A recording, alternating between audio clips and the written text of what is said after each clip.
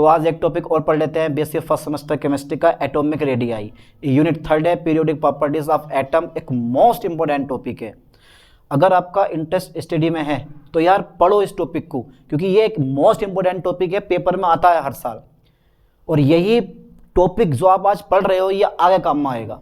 ठीक है, तो मैं डाल देता हूँ heading atomic radii. Atomic radii, ठीक है भाई, एटॉमिक रेडियाई। ओके सर, लो साहब मैंने डाल दिया हेडिंग। एक मोस्ट इंपॉर्टेंट टॉपिक है यार, पढ़ लेना बढ़िया करके, छोड़ना नहीं है किसी भी कीमत पे। तो एटॉमिक रेडियाई मतलब परमाणु त्रिज्या होती है। अच्छा, होती क्या चीज़ है ये? होती क्या चीज़ है भाई? ये आपने बहुत जगह पढ़ रखा होगा। होती क्या चीज़ है? अच्छा भाई, परमाणु में क्या होता है? मेरे पास न्यूक्लियस होता है, उस न्यूक्लियस के चारों ओर क्या मेरे पास इलेक्ट्रॉन मूव करता है।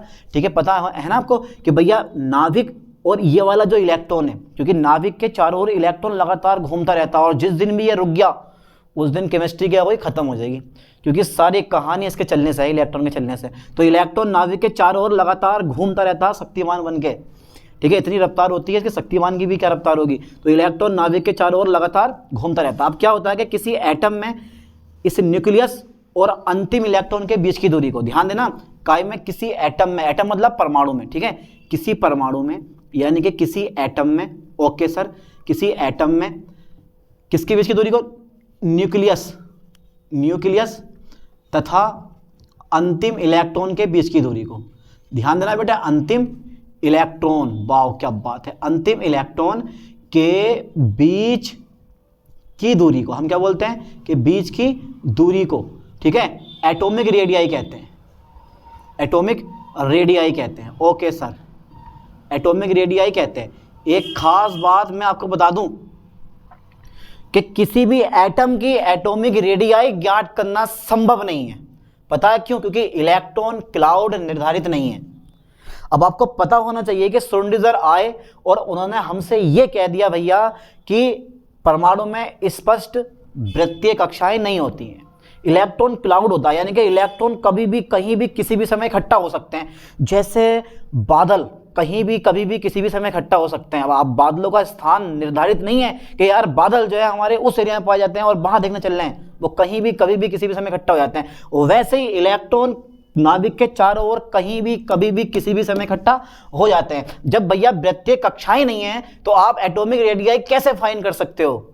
है नहीं है? तो यहां जो मेरा मतलब है कहने का वो यह है कि किसी परमाणु की एटॉमिक रेडियाई ज्ञात करना संभव नहीं है। मैं लिख दे रहा हूं कि भैया किसी एटम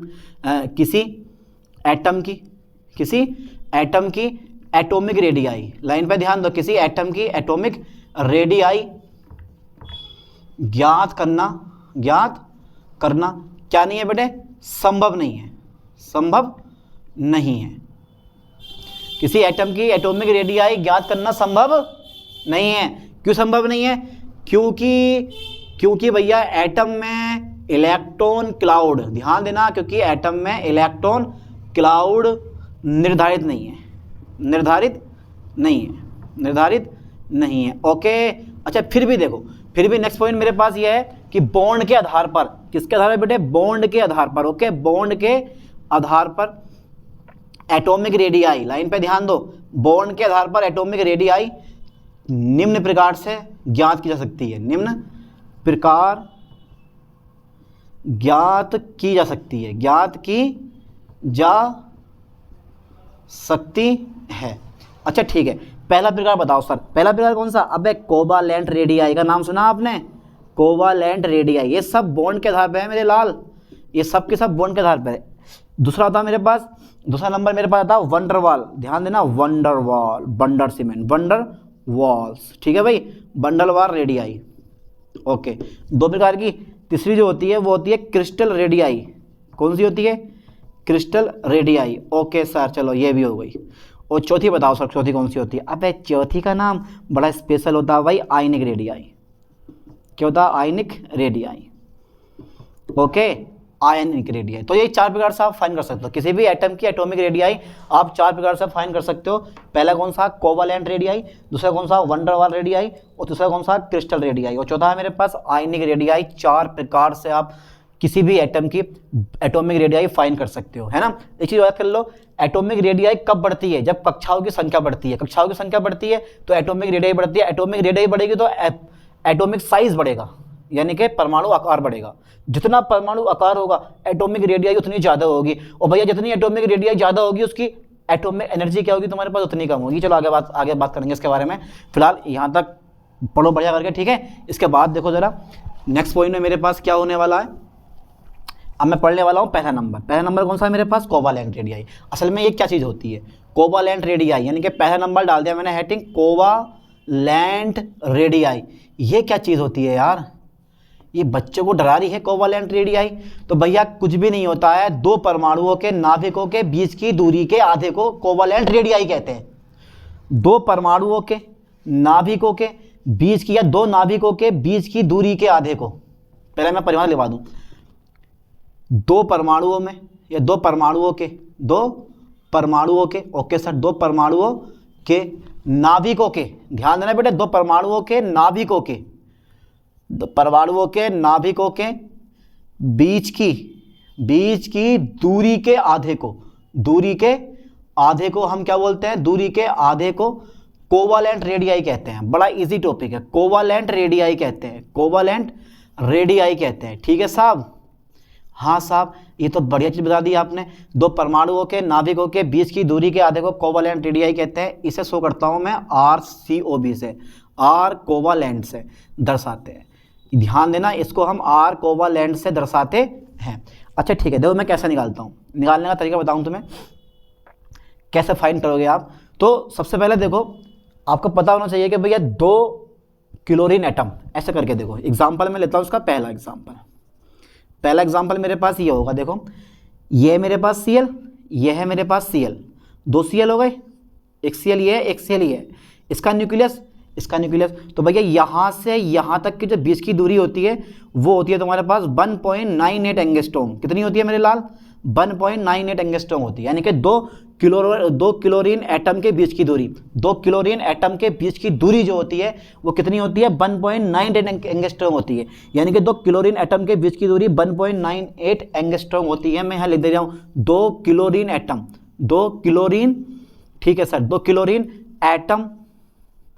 के बीच की दूरी, दो क्लोरीन एटम के बीच की दूरी कितनी होती है, दो क्लोरीन एटम के बीच की दूरी 1.98 एंगस्ट्रॉम होती है, 1.98 एंगस्ट्रॉम होती है। क्या बात है सर, दो क्लोरीन एटम के बीच की दूरी 1.98 एंगस्ट्रॉम होती है। अगर मैं R कोवालेंट निकालूंगा तो भैया 1.98 एंगस्ट्रॉम का कर दूंगा मैं आधा, क्योंकि कोवालेंट रेडियाई क्या होती है, दो नाभिकों के बीच की दूरी के आधे को जब भाग करोगे तो ये पड़ेगा, बैठेगा तुम्हारे पास 2 से भाग करो 19 में, तो 2 नम 18 बचा 1, फिर 2 नम 18, इतनी बैठ गई।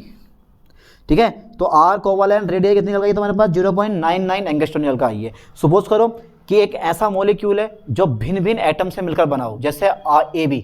ठीक है, मैं पहले जरा इसको इरेज कर दूं, उतार लिया होगा आपने, इसका स्क्रीनशॉट ले लेना आप, ठीक से है ना। मैं आगे बढ़ाता हूं कहानी, ठीक है। अब आपको एक ऐसा मॉलिक्यूल लेना है जो दो असमान परमाणुओं से मिलकर बनता है। जैसे मैंने एग्जाम्पल नंबर 2 लिया, इसका एग्जाम्पल नंबर मैंने सेकंड ले लिया, दो असमान परमाणु। अब ये कौन कौन सा होता है वो भी चेक कर लेंगे कि दो असमान परमाणुओं से मिलकर बने अणु का नाम दे दो बेटे AB की एटॉमिक रेडियाई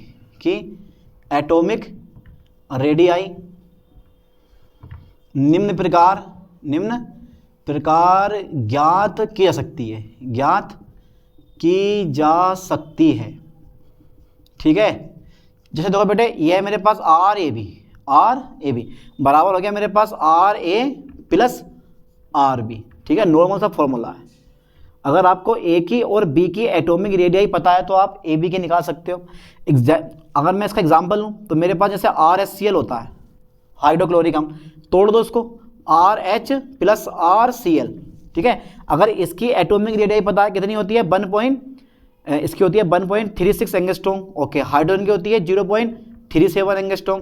तो भैया क्लोरीन की कितनी हो जाएगी, क्लोरीन की एटॉमिक रेडियाई कितनी हो जाएगी, तो ये जो प्लस का देख रहे हो इधर माइनस में लगाओ तो यह जाएगा मेरे पास RCl, तो बैठ जाएगा मेरे पास 1.36 माइनस के 0.37, घटाओगे तो आ जाएगा 0.99 एंगस्ट्रॉम। चाहे ऐसे निकालो या ऐसे निकालो, बात बराबर है, कैसे भी निकालो। ठीक है, Cl की एटॉमिक रेडियस आएगी 0.99 एंगस्ट्रॉम, ठीक है। तो ये हो गई मेरे पास कोवालेंट रेडियाई, है ना, जब दो असमान परमाणुओं से मिलकर बना होता है कोई भी मॉलिक्यूल या जिनकी इलेक्ट्रोनेगेटिविटी में डिफरेंट होता है। तो देखो दो असमान परमाणु से मिलकर बने अणु AB की एटॉमिक रेडियाई आप निम्न प्रकार से निकाल सकते हो, है नहीं है। अच्छा ठीक है, ये मेरे पास कोवालेंट रेडियाई फाइंड हो गई। अब इसके बाद पढ़ते हैं वैन डर वाल रेडियाई, यहाँ तक का स्क्रीनशॉट ले लें, इसके बाद देखते हैं फिर। इसके बाद सेकंड नंबर पर आता है वैन डर वाल रेडियाई। चलो मैं डाल देता हूँ हेडिंग। दूसरा हमारा कौन सा एटॉमिक रेडियाई है मेरे पास, वैन डर वाल रेडियाई, ठीक है साहब, वैन डर वाल रेडियाई, ओके ठीक है, वैन डर वाल रेडियाई, वैन डर वाल रेडियाई, ठीक है साहब। चलो डाल दिया मैंने हेडिंग वैन डर वाल रेडियाई। अच्छा देखो इसका एग्जाम्पल समझ लें एक बार, ठीक है। देखो मेरे पास एक मोलिक्यूल ये है Cl2, ध्यान देना एक मोलिक्यूल है मेरे पास ये वाला Cl2, ठीक है, ध्यान देना एक मोलिक्यूल Cl2 है, एक मोलिक्यूल मेरे पास Cl2 है। तो दो Cl2 मोलिक्यूल की जो बीच की दूरी होती है ना, डिस्टेंस होती है ये, और एक मोलिक्यूल ये है मेरे पास ये, इन दोनों परमाणुओं यानी कि दोनों अणुओं के जो बीच की दूरी होती है वो होती है 3.60 एंगस्ट्रॉम, 3.60 एंगस्ट्रॉम होती है। यानी कि यहाँ से यहाँ तक की जो डिस्टेंस है वो कितनी है मेरे पास 3.60 एंगस्ट्रॉम होती है। यानी कि जब दो अणु एक दूसरे के पास पास होते हैं तो उन अणुओं के बीच की दूरी के आधे को हम वैन डर वाल रेडियाई कहते हैं। और वैन डर वाल रेडियाई जो होती है वो उदासीन परमाणु हो या अणु हो की ज्ञात की जाती है, ठीक है। वैन डर वाल रेडियाई जो होती है वो अणुओं या फिर उदासीन परमाणुओं के बीच की दूरी ज्ञात करने के काम में ही आती है, जो बिना बॉन्ड बनाए, जब बॉन्ड नहीं बनाते हैं। जैसे Cl2 के बीच में कोई बॉन्ड नहीं बनेगा, तो ये जब कोई बॉन्ड नहीं बनेगा तो एक मान लो मेरे पास Cl2 ये है, एक Cl2 ये है, तो इनके बीच में बॉन्ड तो बनने वाला है नहीं, लेकिन ये जितनी पास पास आ जाएं, जितनी ये पास पास आ जाएं, बस वहाँ तक की दूरी नाप लो। देखो इतनी पास पास आ गए तो यहाँ तक की दूरी नाप लो और उसका आधा कर दो, वही हमारी क्या होगी वैन डर वाल रेडियाई होगी। जब दो परमाणु या अणु बिना बॉन्ड बनाए एक दूसरे के निकटतम दूरी पर स्थित होते हैं, ध्यान देना, जब दो अणु या परमाणु, जब दो परमाणु या अणु, ठीक है, परमाणु या अणु बिना बॉन्ड बनाए, ध्यान देना बेटे, बिना बॉन्ड बनाए, बिना बॉन्ड बनाए, बिना बॉन्ड बनाए एक दूसरे से निकटतम दूरी पर स्थित होते हैं, निकटतम दूरी पर क्या होते हैं, दूरी पर स्थित होते हैं, स्थित होते हैं, ठीक है। जब दो परमाणु या अणु बिना बॉन्ड बनाए एक दूसरे से निकटतम दूरी पर स्थित होते हैं तो उनके बीच की दूरी, तो निकटतम, ठीक है, तो निकटतम अणुओं के, तो निकटतम अणुओं के बीच की दूरी, बीच की दूरी के, बीच की दूरी के आधे को हम क्या बोलते हैं बेटे, तो ठीक है, निकटतम अणुओं के बीच की दूरी के आधे को वैन डर वाल रेडियाई कहते हैं, वैन डर वाल रेडियाई कहते हैं, रेडियाई कहते हैं, सिंपल सी बात है, वैन डर वाल रेडियाई कहते हैं। इसे मैं शो करता हूँ RV से, काय से, इसे RV से दर्शाते हैं, इसे RV से दर्शाते हैं। तो RV बराबर हो जाएगा मेरे पास यहाँ पर कितना बेटे, दो Cl2 परमाणुओं की बीच की दूरी कितनी है मेरे पास 3.60। एग्जाम्पल जैसे मैं करवा दूँ इसको, जैसे मैं लिखवा दे रहा हूँ जैसे करके, जैसे दो Cl2 ध्यान देना, दो Cl2 अणुओं के बीच की दूरी, दो Cl2 अणुओं के बीच की दूरी, दो Cl2 अणुओं के बीच की दूरी कितनी है बेटे मेरे पास 3.60 एंगस्ट्रॉम है, कितनी है 3.60 एंगस्ट्रॉम है। तब देखो, तब R वैन डर वाल रेडियाई 3.60 एंगस्ट्रॉम अपॉन कितना, 2 से डिवाइड कर दो, तो R वैन डर वाल रेडियाई आएगी तुम्हारे पास 2 का 2 बचा 1 2 8 16 0 एंगस्ट्रॉम, यानी कि 1.80 एंगस्ट्रॉम हमारी यहाँ वैन डर वाल रेडियाई फाइन हो गई। तो भैया वैन डर वाल रेडियाई उन एटम या परमाणु अणुओं के बीच की दूरी ज्ञात की जाती है, यानी कि एटॉमिक रेडियाई ज्ञात की जाती है जो बॉन्ड नहीं बनाते हैं, यानी कि बिना बॉन्ड बनाए एक दूसरे के पास पास होते हैं, और वहाँ तक की दूरी नाप लो, ठीक है, उसका आधा कर दो, और वही क्या हमारी वैन डर वाल रेडियाई है। इसके बाद थर्ड नंबर पे मेरे पास एक और थी, और थर्ड नंबर पे थी बेटे मेरे पास क्या थी, जरा मुझे बताओ। थर्ड नंबर पर आई है क्रिस्टल रेडियाई। क्या आई है तुम्हारे पास, क्रिस्टल रेडियाई। हालांकि इसका ज़्यादा बड़ा काम नहीं है, लेकिन फिर भी है बहुत मोस्ट टॉपिक। तो ये है मेरे पास क्रिस्टल रेडियाई, ओके। हाँ सर, इंटरेस्ट लाओ यार पढ़ाई में, क्योंकि बिना इंटरेस्ट के पढ़ाई नहीं हो पाती। और कहते हैं ना कि असफलता सफलता की कुंजी होती है, ठीक है। तो भैया रिस्क लेना बड़ा ज़रूरी है लाइफ में। जब तक रिस्क नहीं लोगे तब तक आगे नहीं बढ़ पाओगे। हर काम में रिस्क लो। जो लग रहा है तुम्हें यार ये काम हार्ड है, अरे वही ज़बरदस्ती करो कि यार होगा क्यों नहीं होगा, काम तो हार्ड है लेकिन होगा ज़रूर, है नहीं है। तो क्रिस्टल रेडियाई, तो क्रिस्टल मतलब किसी अणु के क्रिस्टल में, लिख दे रहा हूँ चलो परिभाषा में इसकी, छोटी सी परिभाषा है, किसी अणु के क्रिस्टल में, किसी अणु के काय में बेटे, किसी अणु के क्रिस्टल में, ओके, किसी अणु के क्रिस्टल में, ठीक है।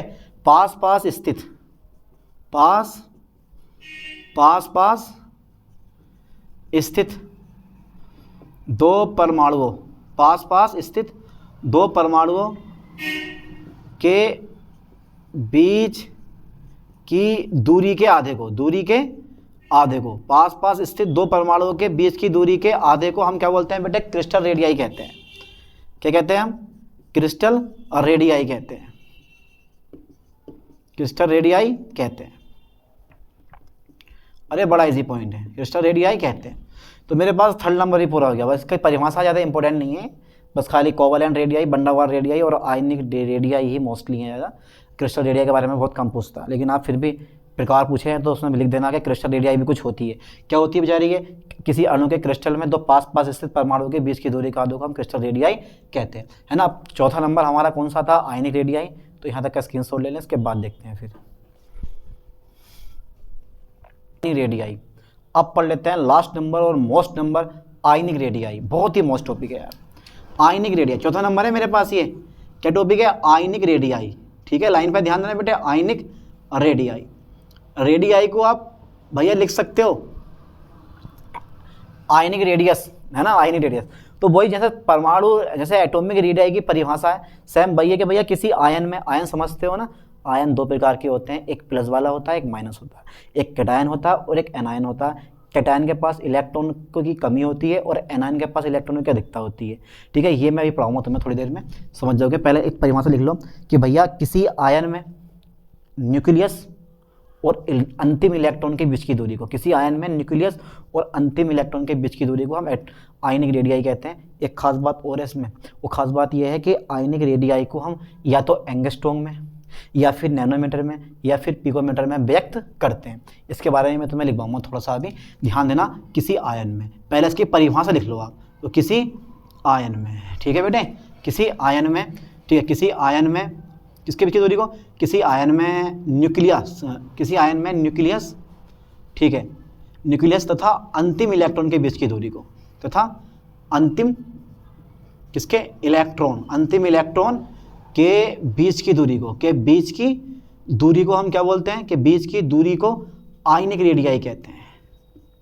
क्या कहते हैं बेटे हम? आयनिक रेडियाई कहते हैं, आयनिक रेडियाई कहते हैं। किसी आयन में न्यूक्लियस तथा अंतिम इलेक्ट्रॉन के बीच की दूरी को हम क्या बोलते हैं?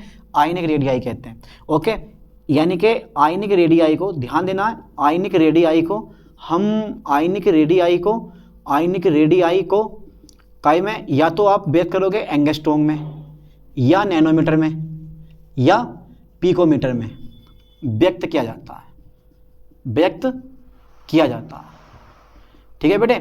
या तो आप व्यक्त करोगे एंगस्ट्रॉम में या नैनोमीटर में या फिर पिकोमीटर में।